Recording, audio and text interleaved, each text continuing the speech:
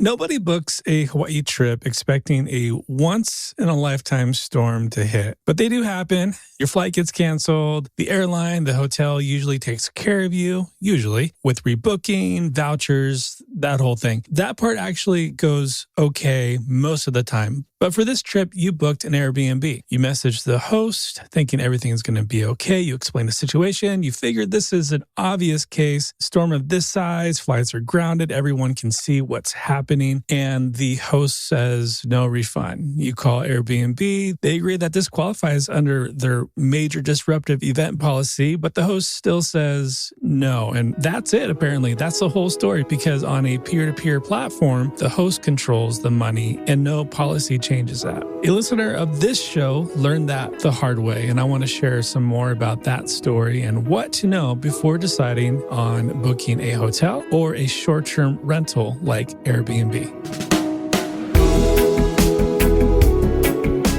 Aloha and welcome to Hawaii's Best, a podcast helping you plan an unforgettable Hawaii vacation with clear, practical guidance. I'm Bryan Murphy, a certified Hawaii destination expert, and each week I break down what actually matters for your trip using local insight and firsthand experience so you can plan with confidence and travel with Aloha.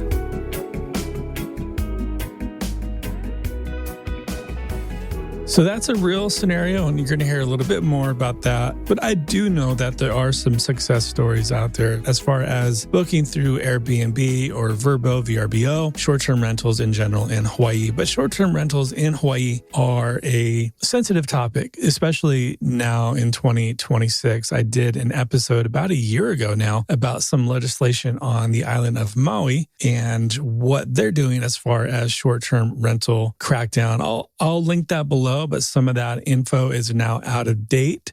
And today we're going to be talking in depth about how to decide if you should book a hotel/resort or an Airbnb. I recently did a post on Instagram. You can check us out at hawaiis.best or on Facebook at Hawaii's Best Travel. I posted this poll just about a couple hours ago. Got about 500 responses so far, and the overwhelming majority of the responses, 67%, say that they book a resort or hotel versus 33% Airbnb short-term rental. That's on Instagram, and similar number on Facebook with 72% resort hotel versus Airbnb short-term rental at 27%. Now, this episode isn't going to bash Airbnb, but it is going to be honest about what to expect and what the risks are and what legislation and what the islands of currently Maui and Oahu, and I think soon to be Big Island, are going to be doing as far as cracking down on short-term rental. So the short of it is you're still able to do it, but how to verify and what risks you'll be taking on if you do decide to go the short-term rental. But before all the numbers and legal stuff, let's start with you, because both options can be completely right for completely different travelers to Hawaii. So maybe traveler one, you want to arrive, unpack your stuff once and have everything within a short walk, have a big pool, daily housekeeping, maybe a couple times a week, a concierge who handles all the details. You want to feel completely taken care of. That's the resort experience. Think Grand Wailea on Maui or Turtle Bay, the Ritz, North Shore, Oahu.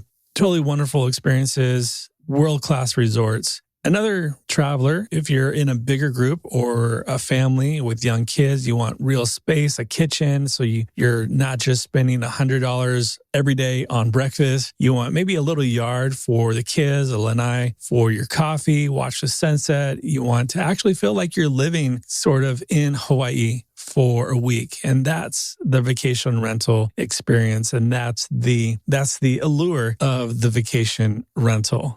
Neither one's really technically better. They're just different trips. We kind of do the in-between.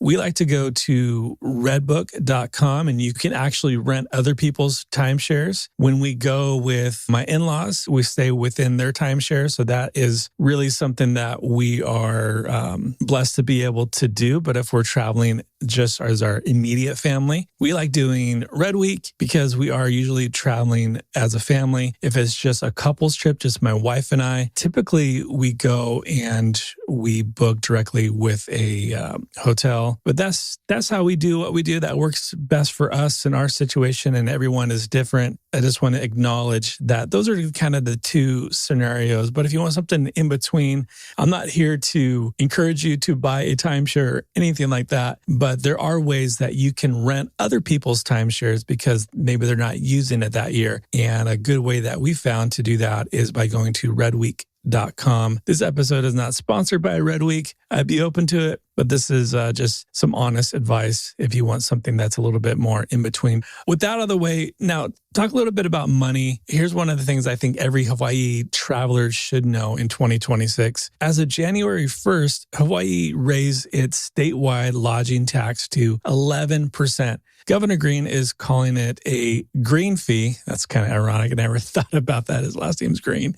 But it's a green fee, but it has to do more with environmental give back. Not sure exactly how that all is going to play out, but we're a couple months into it.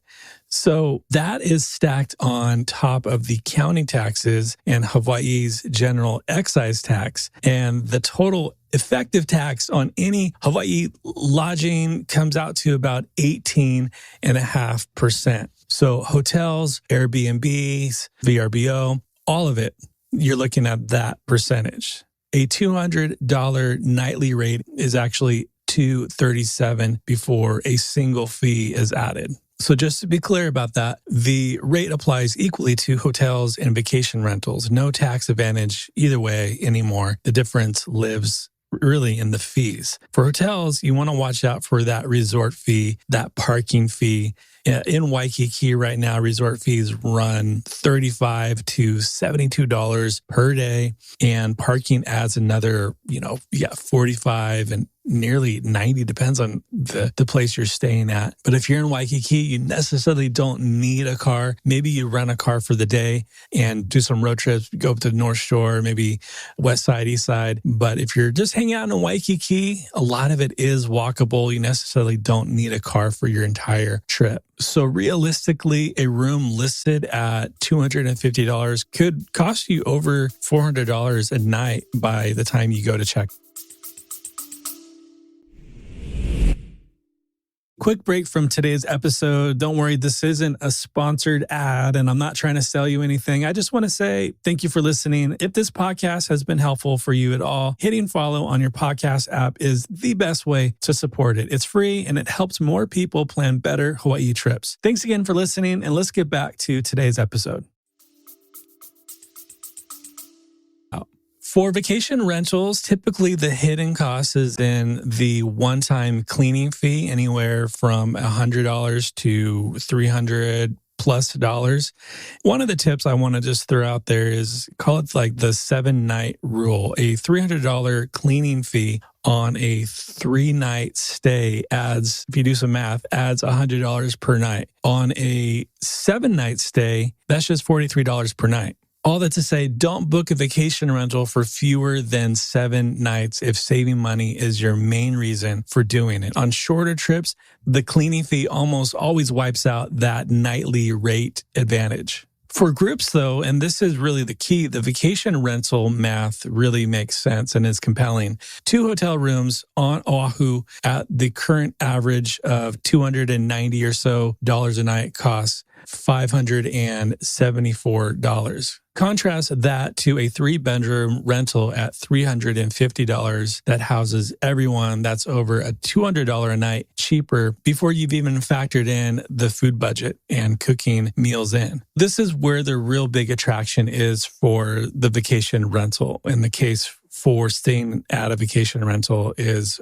over a week, a family of 5, 6 could realistically save a couple $1,000s or more. And that, that's real money that you can go support local, or if you need to save that money and maybe put that money towards some experiences that you want to do while you're in Hawaii. But here's kind of where things get a little bit more complex, and that's more of the legal side of things. The legal landscape for vacation rentals in Hawaii has been completely redrawn. Every island has different rules. Each island, if you don't know, is its own county. So if you're on mainland continental U.S., you live in a state and you have counties. Hawaii has 4 counties within its state. You got Kauai County, you have Honolulu County, Maui County, which consists of the island of Maui and the islands of Lanai and Molokai. Then you have Hawaii Island County. Every county has different rules. And if you get this wrong, really the consequences fall on you, the guest, unfortunately. And it's not on the host. It's not on the platform. Platform really doesn't do much when it comes to supporting the guests, unfortunately. At least that's what I've been able to see. There's been a lot of talk recently. I know this is why I wanted to get this episode out there, because I'm in a lot of Facebook groups as well. And there's a lot of chatter out there about people who have had this same experience. And I'm going to share with you in a minute of a listener. And I wanted to get this out there because it's important to know what to expect when you go to book. Because you could arrive at a property that's been shut down with no refund, no backup or anything like that. So let's go island by island of what you need to know in regards to the legal aspect of vacation rentals. So on the island of Oahu, under Ordinance 22-7, also called Bill 41, residential properties outside of designated resort zones can't be rented for less than 90 days. And those are Waikiki, Ko'olina, Turtle Bay, Maka'a, or Ho'okale. The easiest way to verify is by going to honolulu.gov and using their free verification tool.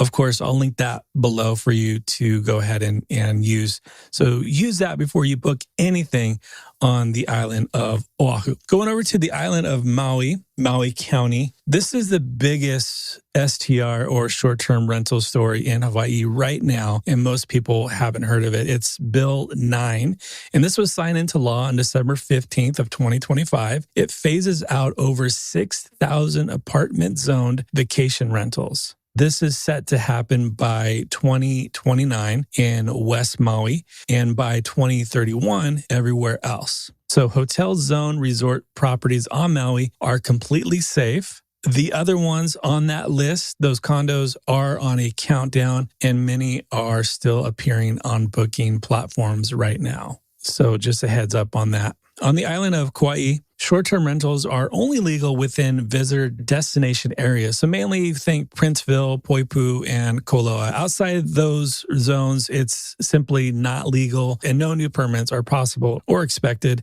It's a more expensive market, but it's a significantly higher legal clarity on what you can and can't rent on Kauai. The most permissive county in the state of Hawaii is obviously Big Island. It has broader legal options, less regulatory volatility, but still make sure that any host has a current STVR permit under the county's 2025 registration rules. I want you to hear from someone who has listened to this podcast. I want you to hear their experience, what they just went through. Teresa is from Connecticut, and she reached out on Instagram. And after planning a big family trip to both Kauai and Maui, a massive Kona storm, I'm sure you've seen it all in the news. I've been posting about it, hit just this past week, and they were supposed to be there on their trip. So here is what she had to say about that.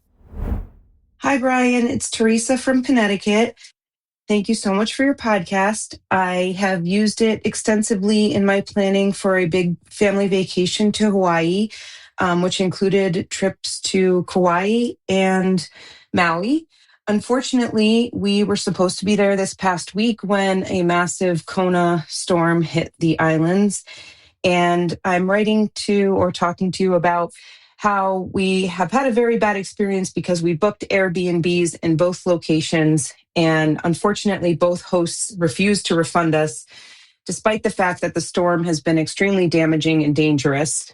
And we've spoken to Airbnb customer support, who have agreed that this is considered part of their major disruptive event policy. However, the hosts still need to agree to refund us the money, and they have refused to do so. So I'm just warning your guests and your listeners to say, don't book Airbnbs if that's the way to go, because you will have a major problem if there's an event that prohibits you from going to the islands and you cannot get your money back, which is, of course, a very expensive loss for us. So thanks again and take care. And again, Teresa, I know we've already been talking. I just want to say I'm so sorry what you guys have went through. But I just want to say thank you so much for your vulnerability and for sharing this with the audience, because your story is, I think, going to help a lot of people. Airbnb acknowledged that this qualified under their own major disruptive event policy, but it still didn't result in a refund because the final decision rested with the individual hosts. And that's not a glitch. That's how the system is designed. Now, this is rare, but obviously it does happen. So know that going into it, especially if you're looking to book between November and March when Kona storms are a real possibility. But man, this one was like a once in a lifetime. Seeing some of the devastation and some of the recovery efforts going on right now is, it's like, man, Hawaii has been through so much these past 5-6 years or so. So with all of this, I wanted to narrow this down and make this as actionable and as simple as possible for you. So one, look for the TAT number in the listing of the vacation rental. Every legal rental in Hawaii is required to display it. If there's no TAT number, that is an immediate red flag. Number two, verify through official county channels. Oahu, use that link below that I mentioned. Maui, you want to confirm the hotel zoning. Kauai, confirm it's inside the VDA. And Big Island, look for a current STVR permit number. It's obvious that something like this topic, as I'm going through it, this is something that ought to be a full state policy level instead of up to the counties. But that's not my role. All right. Number three, ask the host directly for proof of registration. A legitimate host will have no problem providing it. Number four, always pay by credit card through the platform's official system. So never Venmo, never wire transfer. Your credit card is really your last line of protection. So I hope these tips in this episode was helpful for you to decide if you should choose a hotel or a vacation rental. And if you want to go deeper into avoiding some other Hawaii trip mistakes in general, you can check out episode 126, where I go over 5 mistakes when planning a trip to Hawaii. I'll go ahead and link that in the show notes as well. Whether you end up at a gorgeous resort or a 3-bedroom vacation rental with a kitchen and a lanai, both can be an incredible Hawaii trip experience. You just need to know the rules. You need to know the risk before you book anything. So all the resources from today are in the episode description. So just scroll down and grab them below. And if this episode helped you, please share it with someone who's planning a trip to Hawaii right now. That would be amazing. Until next time, as always, my friend, live with aloha. Mahalo for listening to Hawaii's Best. If you found today's episode helpful, make sure to hit follow on your podcast app so you don't miss future episodes. You can find all links and resources mentioned today in the show notes below. Hawaii's Best is produced by Shorebreak Media Group, edited by Easy Podcast Solutions, and with music by our friends Stick Figure.